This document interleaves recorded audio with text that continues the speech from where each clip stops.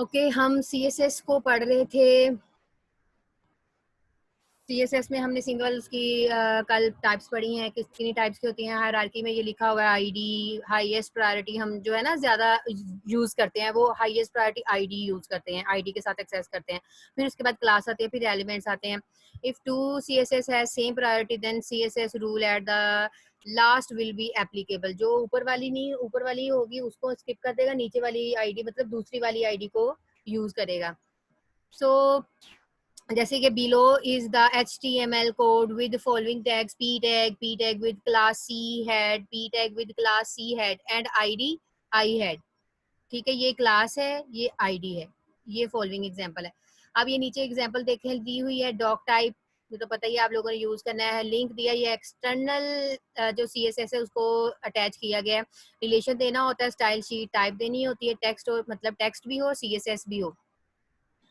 Hyper reference मतलब ये asset का फोल्डर है, उसके अंदर CSS का फोल्डर है, उसके अंदर आपकी माई CSS डॉट CSS की फाइल है और इसकी एक्सटेंशन ही यही है dot CSS।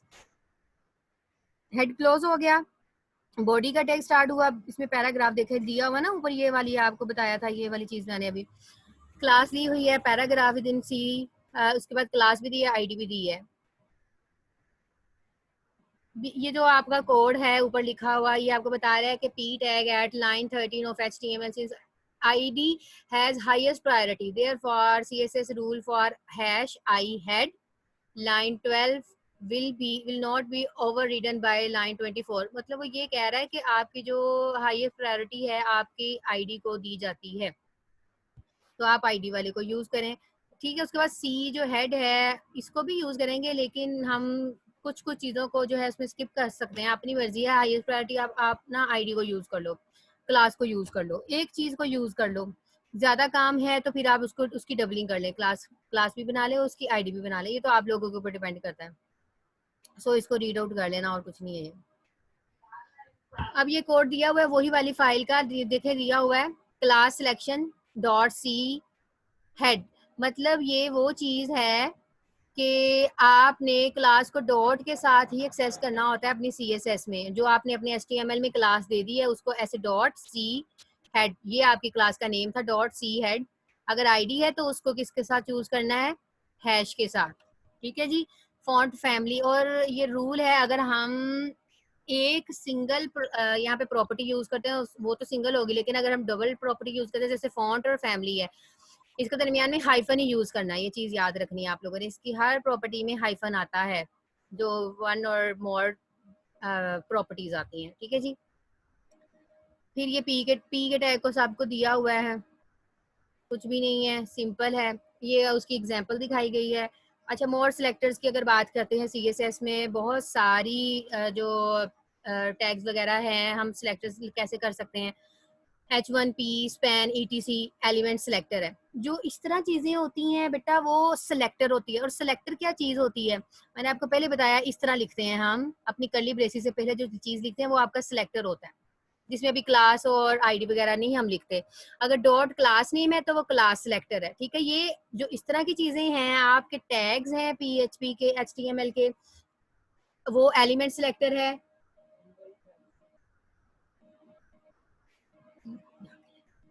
Class name class selector, hash ID name ID selectors. ये जो स्टैरिक है, अब जो ये स्टैरिक है ये यूनिवर्सल सिलेक्टर है। ठीक है जी। अब देखें ये चीज, अगर H1 आ गया मतलब element selector dot class name class selector select करेगा H1 विद क्लास नेम। ठीक है जी।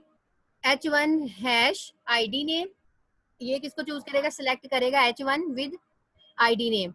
पी स्पैन मतलब दो सिलेक्टर्स आ गए, ये दो सिलेक्टर हैं, कौन से, आपके एलिमेंट सिलेक्टर हैं। ठीक है, हम इस तरह भी इसको लिख सकते हैं, descendant selector select pan with inside P. P के अंदर आपका जो स्पैन लगा है उस दोनों को वो चीज जो है वो अप्लाई कर देगा। पी ग्रेटर देन स्पैन होगा तो ये चाइल्ड को रिप्रेजेंट करेगा, मतलब child selector span with in the direct descendant of P, मतलब पी के अंदर डायरेक्ट जो है उसका चाइल्ड के तौर पे काम कर रहा है। H1 H2 P, ये इस तरह जो होता है बेटा, हमने जब मोर देन वैल्यूज को हमने सेम चीज प्रोवाइड करनी है तो हम कोमा डालते हैं। H1 मतलब H1 को भी वही, H2 को भी वही और P को भी वही, ग्रुप सिलेक्शन होगी ना ये। सबको कलर देना है मैंने, तो इन सबको एक साथ कलर जो है वो दिया जा सकता है। स्पैन, अब ये न्यू CSS का रूल था। इस तरह जो आपकी स्क्वायर ब्रैकेट्स है, माय आईडी, कोई आईडी है, स्पैन के अंदर आपने दी है ID, select span with attributes my ID, ये वाले स्पैन के अंदर जो आईडी होगा उसको, उसके एट्रीब्यूट को सिलेक्ट कर लेगा।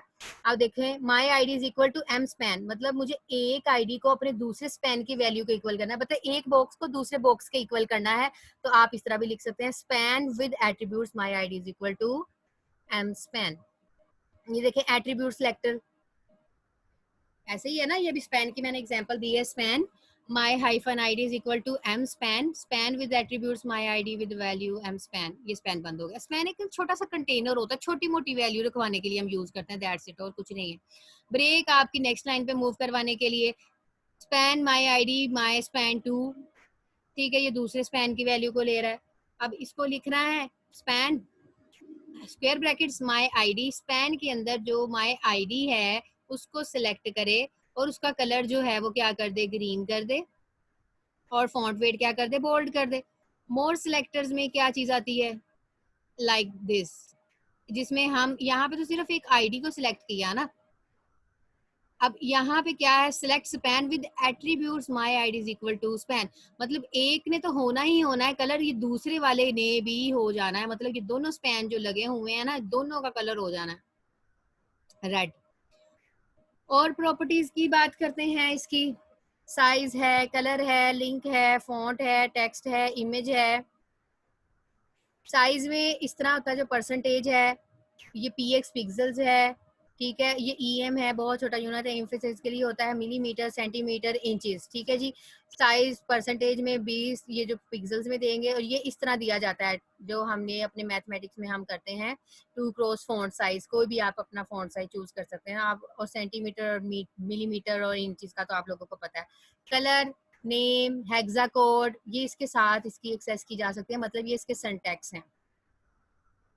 हेक्सा कोड इस तरह होता है, RR मतलब red red, green green, blue blue, और RGB, मैंने आपको पहले बताया था कि 6 भी लिख सकते हैं और 3 भी लिख सकते हैं, ठीक है जी।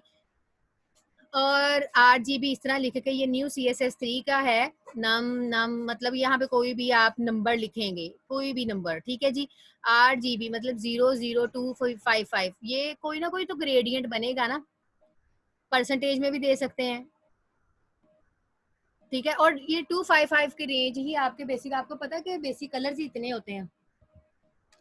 लिंक, ए लिंक, अब अगर आपने लिंक देना है इस तरह होता है, एंकर टैग लगा, उसके बाद कॉलन डाला, link, anchor tag, colon, hover, visited, active, 4 ही होते हैं। लिंक होता है सिंपल, हॉवर होता है उसके ऊपर जब आप कर्सर लेके जाते हैं, विजिटेड हो जाता है जब हम उसके ऊपर क्लिक करते हैं, एक्टिव कब होता है, जब हम उधर से घूम के अपने पेज के ऊपर वापस आ जाते हैं। फॉन्ट, फॉन्ट का क्या है, फॉन्ट फैमिली है, फॉन्ट स्टाइल है, फॉन्ट वेरिएंट है, फॉन्ट वेट है, ठीक है, और ये इसकी जो है वो सारी की सारी वैल्यूज लिखी हुई हैं। फॉन्ट वेट नॉर्मल होता है, बोल्ड होता है, बॉर्डर होता है, लाइटर होता है, 100 to 900 तक जो है वो जा सकता है। Font size 10 pixel, small, medium, large, etc। Text, colour, letter spacing, word spacing, text align, text decoration, text transformation, white space, जहाँ पे आपने वाइट सिर्फ वो जैसे ना वर्ड्स वगैरह लिखते हैं, जैसे जैसे लिखा हुआ है वैसे शो हो जाए, तो वो वाइट स्पेस देनी हो, जैसे ये है वाइट स्पेस, ये इसके दरमियान में थोड़ी सी स्पेस, ये थोड़ी सी स्पेस, इस तरह है।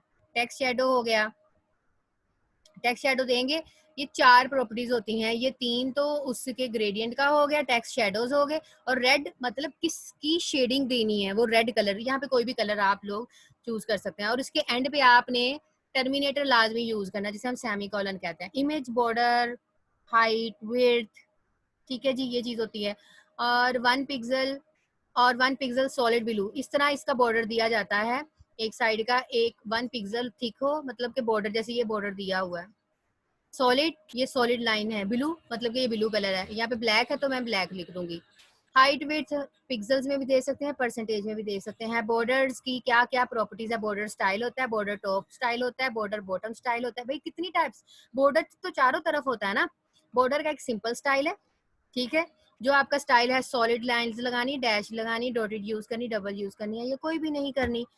अब बॉर्डर टॉप स्टाइल मतलब ये बॉर्डर का टॉप का स्टाइल क्या हो, बॉर्डर का बॉटम का क्या हो, लेफ्ट का क्या हो, राइट का क्या हो, और बॉर्डर की विड्थ क्या हो। विड्थ मतलब ये लाइन कितनी मोटी होनी चाहिए। बॉर्डर बॉटम, ठीक है। बॉर्डर शॉर्टकट, ये शॉर्टकट मेथड है। आपने जब बॉर्डर देना है पूरा को पूरे जो है पूरी की पूरी आपके पूरे के पूरे बॉर्डर को ये चीज सेम अप्लाई हो जाएगी, ठीक है जी। और इसके अलावा भी है एक चीज के बॉर्डर लिख के ना 4 वैल्यूज जो हैं, 4 वैल्यूज लाइक मुझे चारों बॉर्डर को करना है टॉप लेफ्ट राइट बॉटम, ठीक है जी। Top bottom left right, top bottom left right, इस तरह करके ना हम वैल्यूज भी दे सकते हैं। सो जब आप लोगों ने की होगी प्रैक्टिस तो पता चल गया होना क्या चीज कह रही हूँ मैं। इस तरह मार्जिन भी ऐसे दिया जाता है, टॉप राइट लेफ्ट बॉटम, ठीक है। Margin margin left etc. Padding padding भी इस तरह दी जा सकती है। तो कई ये चीजें जो हैं आपने लहदा लहदा देनी है तो लहदा लहदा दे लो, एक साथ देनी है तो सिंपल एक टैग यूज करो पैडिंग का और अपना काम जो है वो कंप्लीट करें। सीएसएस की जो अब ये जो चीजें हैं ना ये वाली फाइल में सीएसएस की सारी एडवांस इसमें वो आती हैं सारी। Background image, background position, background size, background repeat करना है, ये बैकग्राउंड से रिलेटेड सारी की सारी आपकी टैग्स वगैरह हैं सीएसएस के। इमेज पोजीशन क्या होनी चाहिए इमेज की, बैकग्राउंड का साइज क्या होना, बैकग्राउंड कितना रिपीट होना चाहिए। वो आपने देखा होगा ना काफी इमेजेस 1 टाइम 2 टाइम 4 पूरी स्क्रीन में छोटे छोटे बॉक्सेस बने होते हैं इमेजेस के, वो चीज है। बैकग्राउंड अटैचमेंट, बैकग्राउंड ओरिजिन कितना होना चाहिए, बैकग्राउंड का क्लिप कितना होना चाहिए, छोटे छोटे क्लिप्स होते हैं। बैकग्राउंड का कलर क्या होना चाहिए। बैकग्राउंड इमेज लगाने के लिए हमें ये 3 चीजों की जरूरत होती है, यूआरएल, ग्रेडियंट, नन। बैकग्राउंड की position, top left, top centre, top right, centre left, ये सारी की सारी इसकी प्रॉपर्टीज हैं, ठीक है। ये आपका सॉरी ये वाली जो चीज़ है ये प्रॉपर्टी है, ये इसकी वैल्यूज हैं और वैल्यूज के अंदर आप जो चीज़ें मर्जी दे सकते हैं। Background size, background repeat, repeat x horizontal करना है, वर्टिकल करना है या कोई भी रिपीट नहीं करना। बैकग्राउंड की अटैचमेंट, ठीक है, ये जैसे ये स्क्रॉल बार हो रही है, फिक्स हो रही है, ये लोकल रखना है। बैकग्राउंड ओरिजिनल क्या होना चाहिए, बॉर्डर बॉक्स होना चाहिए, पैडिंग बॉक्स होना चाहिए, कंटेंट बॉक्स होना चाहिए। तो ये आप लोगों को बैकग्राउंड कलर, कलर देना है, ट्रांसपेरेंट करना है, कलर देना है तो कलर प्रॉपर्टी यूज करेंगे, ट्रांसपेरेंट तो ट्रांसपेरेंट यूज करेंगे। बॉर्डर्स देने हैं तो बॉर्डर की मैं बता चुकी हूँ, border width, border style, border colour, border bottom, border left style, ठीक है। जब आपने बॉर्डर लेफ्ट है वो विड्थ वगैरह के लिए है, ये बॉर्डर लेफ्ट स्टाइल मतलब उसको स्टाइलिंग देनी है। बॉर्डर राइट कलर, ये प्रॉपर्टी है, इसकी वैल्यूज आपने को देनी होती है। Border right width, colour, style, width, break, जो भी चीज आपने सेट करनी है तो आपको प्रॉपर्टीज जो है वो अच्छे से गो थ्रू करनी पड़ेंगी प्रैक्टिस करके, और आप लोगों ने की भी होनी है। ये सारे के सारे बॉर्डर के हैं। Box style, box shadow, border collapse के मतलब क्लैप्स करना है तो कंबाइन करना है या सेपरेट रखना है, बॉर्डर की इमेज वगैरह, ठीक है। इसमें भी रिपीट का जो है वो रिपीट की जो प्रॉपर्टी है वो यूज होती है। बॉर्डर राइट, बॉर्डर रेडियस, तो रेडियस क्या चीज होती है भाई, कितना रेडियस होता है, गोल कर लो, चकोर कर लो। मैंने एक चीज है मैंने एक बनाई है, मैंने एक टेक्स्ट बॉक्स बनाया है, मुझे उसका रेडियस देना है, तो वो रेडियस आप जब देते हैं तो वो उस चीज को कुछ ना कुछ तो मूवमेंट उसमें देता है ना। रेडियस भी ऐसे प्रोवाइड कर सकते हैं हम बॉर्डर्स के ऊपर। Box model, float, height, float जब ये चीज होती है फ्लॉट, आपने बॉक्स को कैसे देना है, लेफ्ट राइट या नन, ठीक है। हाइट क्या देनी है, मैक्सिमम हाइट कितनी देनी है, मैक्सिमम विड्थ कितनी देनी है, मिनिमम हाइट कितनी देनी है, विड्थ। मार्जिन, मार्जिन क्या होता है, ये चीज होती है ना मार्जिन देना, इधर से छोड़ना, इधर से छोड़ना, ऊपर से छोड़ना, नीचे से छोड़ना, टॉप राइट लेफ्ट बॉटम, ठीक है जी। सबका जो है वो मार्जिन प्रोवाइड करना। मार्जिन की भी सेम है, पैडिंग की भी उस तरह की ही प्रॉपर्टीज हैं। Padding top, display, overflow, overflow style, overflow x, visibility क्या रखनी है, विजिबल रखना है, हिडन रखना है, क्लियर, क्लियर नहीं तो आपकी जो प्रीवियस रिकॉर्ड है उसको भी क्लियर कर देना है। Font, font style, font variant, font, ये फॉन्ट की प्रॉपर्टीज है सारी की सारी। Font size, adjust font family, font style, font variant, font size, font weight. Text की आपने डायरेक्शंस क्या रखनी है, किधर को मूव करवाना है, हैंगिंग जो भी है, सारी की सारी चीज़ें। लेटर स्पेसिंग क्या देनी है, जो आप वर्ड्स लिख रहे हैं, टेक्स्ट की आउटलाइन कैसी करनी है, यूनिकोड जो बिडिंग वगैरह होती है, नॉर्मल एम्बेड करना है आपने, नॉर्मल रखना है या बिड ओवरराइड करना है, उसके ऊपर लिखना है, वाइट स्पेस देनी हो, वाइट स्पेस कोलैप्स करना हो, फंक्शन फ्रेम, टेक्स्ट अलाइन। तो ये सारे के सारे आपके CSS जो 3 है उसके आपकी जो प्रॉपर्टीज हैं वो हैं column span, column width, colour, opacity. वो कहते हैं ना थोड़ी सी लाइट आ रही है, ओपेसिटी ब्लर हो रहा है पीछे से, बैक से, ओपेसिटी तब देते हैं हम। टेबल्स के आगे, टेबल्स में ये चीजें होती हैं, बॉर्डर कोलैप्स हो गया, empty cell, border spacing, table layout. आप लोगों को चाहिए था कि जब आप लोगों ने ये प्रोजेक्ट बनाया है अपना, सारी की सारी प्रॉपर्टीज को यूज करके देखते कि क्या काम कर रही है ये। अगर नहीं किया ना तो अब करके देखना है कि ये प्रॉपर्टी किस जगह पे कैसे अप्लाई होनी है। ठीक है, ये सारी की सारी प्रॉपर्टीज आपकी CSS3 की एडवांस प्रॉपर्टीज हैं। लिस्ट वगैरह के लिए, हाँ जी, जो लिस्टिंग वगैरह की प्रॉब्लम आ रही थी, अनीला को भी आ रही थी और भी काफी बच्चों को शायद में भी आ रही हो कि वो सेट नहीं हो रही, ये बड़ी ध्यान से लगानी पड़ती है। लिस्ट की प्रॉपर्टीज देखना पड़ता है कि किधर आपने स्टाइल देना है, किधर आपने स्टाइल इमेज यूज करना है, किधर आपने उसके बॉर्डर का स्टाइल देना है। तो या ये ऑफ सेट मार्कर वगैरह भी करने पड़ते हैं। उसकी ये था कि वो कह रही है कि बॉटम पे है तो बॉटम पे ही अटकी हुई है, तो वो प्रॉपर्टीज बड़े ध्यान से लगानी पड़ती है। एनिमेशंस लगा सकते हैं भैया आप लोग, CSS3 है ही इसलिए बनी, एडवांस है। रोटेशन, ट्रांजिशन, ठीक है। उसके बाद ये आपके अपीयरेंस, कर्सर, आइकन, ये नॉर्मली हम यूज करते हैं नेविगेशन वगैरह के लिए, नेव बार यूज करने के लिए। रीसाइजिंग, सोडो क्लासेस, हाँ जी, ये आपकी क्लासेस जो है ना बड़ी इंपॉर्टेंट है।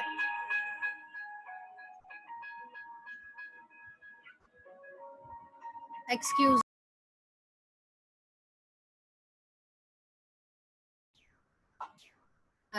Sorry for disturbance.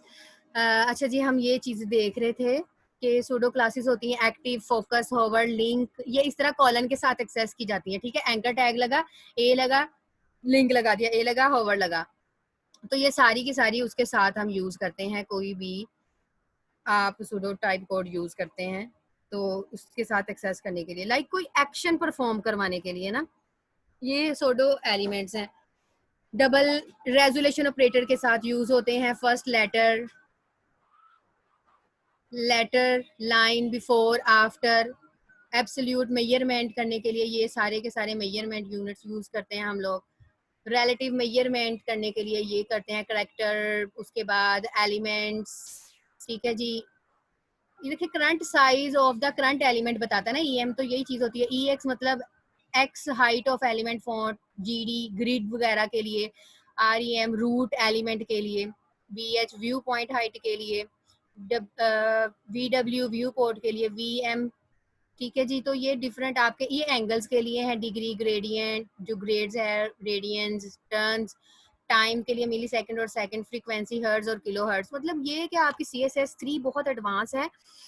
पहले इतने नहीं थे, क्योंकि जब मैंने किया था ना कोर्स पूरा तो पहले इतने नहीं थे, फिर उसके बाद हमने जब प्रैक्टिस की थी अपने प्रोजेक्ट की, फिर ये तब से ही हमने ये चीज़ें देखी थी और इसके ऊपर बड़ा काम किया था हमने। कलर्स वगैरह करने के लिए ये आप लोगों को ऊपर भी मैं बता चुकी हूँ। ठीक है जी, अल्फा, बीटा, या आपने इसको सेट करना है और ये इसी तरह इसी फॉर्म में ही देनी होती है। Selected types, universal types, grouping, class ID, descendant, ये आप लोगों को ऊपर बता दिया है। चाइल्ड, एडजेसेंट, सिबलिंग, मतलब ये आपकी सारी की सारी इसकी प्रॉपर्टीज हैं CSS3 की एडवांस। आउटलाइन देने के लिए, आउटलाइन ऑफसेट करने के लिए, 2-3D ट्रांसफॉर्म, तो ये सारे के सारे आपके 2D और 3D ट्रांसफॉर्मेशन के, visibility, perspective, perspective original, transform, transform origin, generated content, book mark level वगैरह करने के लिए। ठीक है जी, क्रॉपिंग वगैरह करने के लिए, डिस्प्ले, फ्लो और offset, hyphenate after, counter increment, hyphens, ETC, ये सारी की सारी चीज़ें जो हैं आप लोग कोड्स वगैरह से, स्ट्रिंग सेट, लाइन बॉक्स देना है, लाइन बॉक्स की बेस लाइन लगानी है, एलिमेंट सेट करने हैं, तो वो ये सारी की सारी प्रॉपर्टीज जो है वो आपकी CSS3 की। हाइपरलिंक्स देने हैं, पोजीशनिंग वगैरह सेट करनी है। अच्छा, ये रूबी लाइन वगैरह पोजीशन वगैरह सेट करने के लिए स्टार्ट कहाँ से करना, लेफ्ट, तो ये भी जैसे कि रूबी रिबन्स वगैरह होते हैं ऊपर वगैरह बार वगैरह के लिए, पेज मीडिया मीडिया वगैरह लगाना है, ठीक है, ओरिएंटेशन वगैरह सेट करनी है। तो ये थे आपके CSS3 के सारी की सारी प्रॉपर्टीज, मैंने फाइल सेंड कर दी हुई है, आप लोगों ने इसको देखना है। कल इंशाल्लाह ताला जो नेक्स्ट लेक्चर है आपका, उसमें हम बूटस्ट्रैप नहीं, जावा स्क्रिप्ट को देखेंगे, ठीक है जी।